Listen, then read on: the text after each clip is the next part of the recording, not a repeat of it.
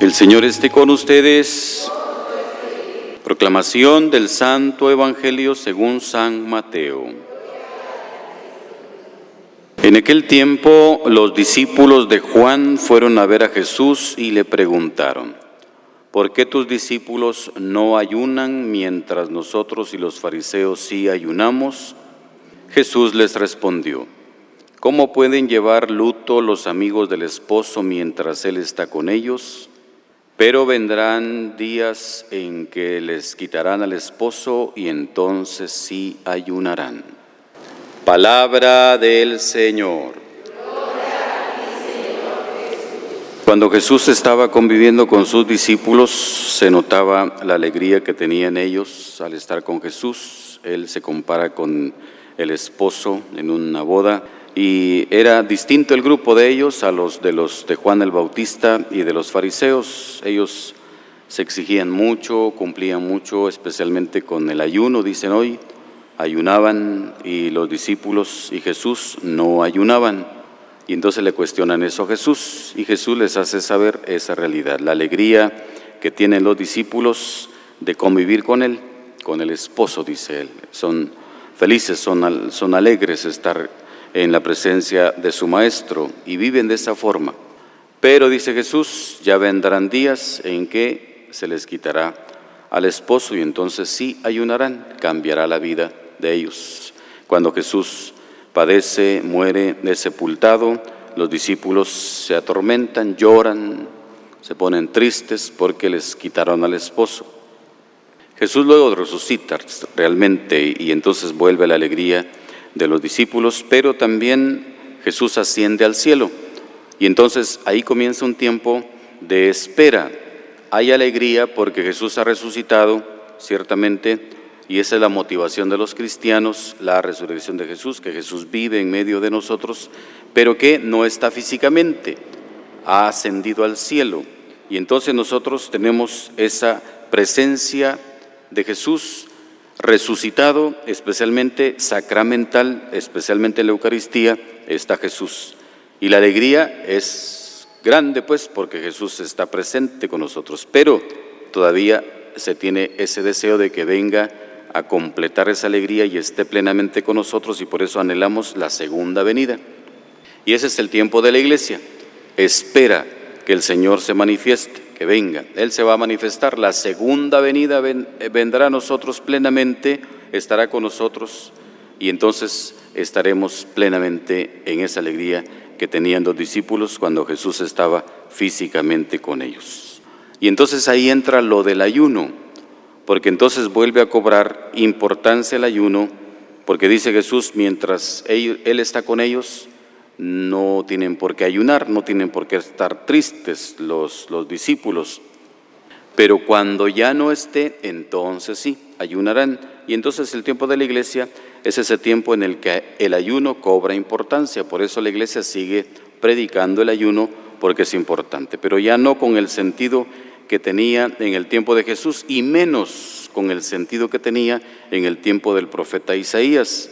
Porque dice el profeta, en el tiempo que él predicó, la gente hacía ayuno y se ponía toda triste y se llenaba de ceniza y estaba encorvada y estaba ahí siempre con un espíritu de sacrificio. Pero dice, era simplemente un ayuno ritual, porque simplemente lo hacían por cumplimiento y no llenaba realmente su cometido ese ayuno, porque lo que Dios quiere con el ayuno es que su corazón del que está ayunando cambie y se vuelque a Él y cambie la vida del que está ayunando y de los que están cerca. Por eso habla Dios: a mí no me agrada el ayuno que hacen, porque mientras ayunan están buscando la manera de hacer negocio o solamente están esperando que pase el ayuno y ya vuelven otra vez a sus cosas, es decir, simplemente un formalismo, un cumplimiento. Ese no es el ayuno que yo quiero. Yo quiero un ayuno que vuelva a la persona justa, que termine con este mundo de opresión que hay. Ese es el ayuno que yo quiero, que compartas tu pan con el hambriento, que vistas al desnudo, que no te cierres a tu propia carne, a tu propio hermano, a tu propia familia. Es el ayuno que cambia el corazón. Y por eso ahora la Iglesia sigue predicando el ayuno con ese sentido. Y cuando hablamos del ayuno decimos, hay que ayunar y no poner cara triste, dice Jesús, sino lávate la cara y que solo Dios sepa que estás ayunando. ¿Por qué? Porque el ayuno que Dios quiere es un ayuno para que mi corazón no se ate a este mundo, sino esté libre siempre para agradarlo a Él. Y el ayuno será eso, el ayuno será un desprendimiento de cosas que me atan para estar más libre para Dios, pero también el ayuno será un motivo para ayudar al que lo necesita. Por eso el sentido del ayuno también ahora lo predicamos y lo hemos predicado, que el ayuno tiene que ayudar para que con lo que yo me prive en el día que esté ayunando o de lo que esté ayunando, eso que yo me prive sirva para ayudar al prójimo. Por ejemplo, si yo dejo de comer, el costo de esa comida no me lo tengo que guardar para mí, sino lo tengo que destinar para ayudar a otro. Ese es el verdadero ayuno, porque entonces ahí cambiará mi corazón, ahí se purificará mi vida. Si yo dejo de hacer alguna otra cosa que me gusta, lo que dejo de hacer, lo que me cuesta eso, dejar de hacerlo, lo debo destinar para ayudar al otro. Por eso es ese ayuno que cambia el corazón, pero que cambia también la vida de los que están cerca. Es decir, un ayuno que me ayude a ser caritativo, no un ayuno que me vuelva egoísta, no un ayuno que me haga simplemente pensar, le estoy agradando a Dios, estoy sirviendo a Dios, estoy cumpliendo con Dios y ahí me siento tranquilo, sino un ayuno que me haga ser caritativo, que me haga ser solidario con los demás, que me ayude a cambiar este mundo.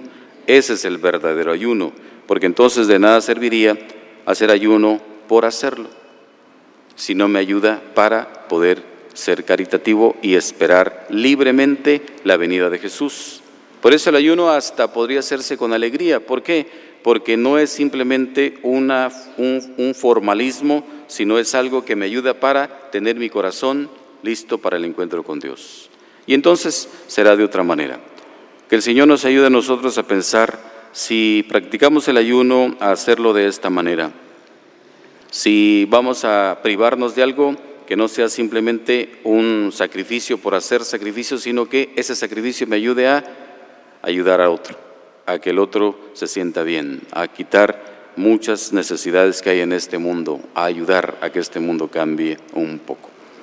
Que la presencia de Jesús en la Eucaristía nos anime a mantenernos fieles a Él, que siempre nos acerquemos a la comunión para fortalecer esta fe que proclamamos y nos mantengamos en esa actitud de espera feliz del Señor y nos haga a desprendernos de cualquier cosa que nos ate a este mundo para estar siempre disponibles para Él.